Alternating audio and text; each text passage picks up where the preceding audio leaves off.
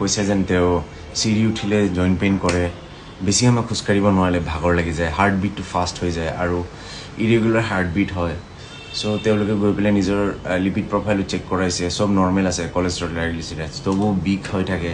ইয়াৰ কিবা কেলছিয়াম কমিছে নেকি বডিৰ পৰা, কিবা জইণ্টৰ লুব্ৰিকেট কমিছে। চ' মই এটা ৱে ক'ব বিচাৰিছোঁ ইয়াত, মোৰ লাগে এইটো চবতছে এফেক্টিভ ৱে।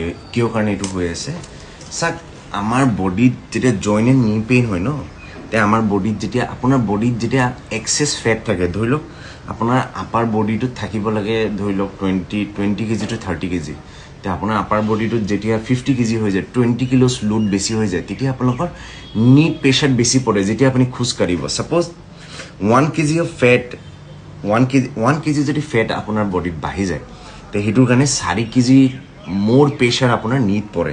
আৰু আপুনি যদি এই 1 কেজি অফ ফেট লৈ পেলাই, এইটো খালি মানে ধৰি লওক জেনেৰেল কামৰ কাৰণে, যদি আপুনি 1 কেজি অফ ফেটটো যদি আপুনি জাম্পিং ইয়া আপুনি যদি ৰানিং কৰে, তে 7 কেজি অফ লোড আপোনাৰ নীড পৰে। সেইকাৰণে আজিকালি কি হৈছে, আমাৰ ল'ৰা ছোৱালীবিলাকৰ আফটাৰ দ্য এজ অফ 25-30 পাছত নী প্ৰব্লেম হয়, বেক পেইন হয়, ঠিক আছে।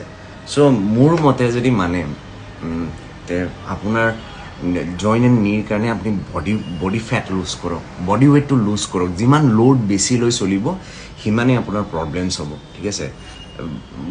ৱেইট বাঢ়াৰটো 1000মান প্ৰব্লেমছ আছে, কিন্তু ওৱান অফ দ্য ৰিজন এইটো হয় মানে যেন আপোনাৰ আপোনাৰ 1 কেজি ফেট বাঢ়িলে আপোনাৰ হাৰ্টৰো কাম 4-5 গুণা বাঢ়ি যায়। আৰু আপুনি চাব হাঁফাই থাকে, শকত মানুহবিলাকে এনেকৈ হাঁফাই থাকে এনি টাইম।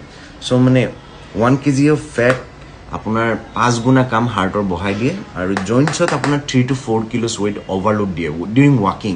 ৰানিং কৰিলেতো বহুত বেছিয়ে লোড হয়, সেইকাৰণে নী প্ৰব্লেম হয়। Thank you so' much.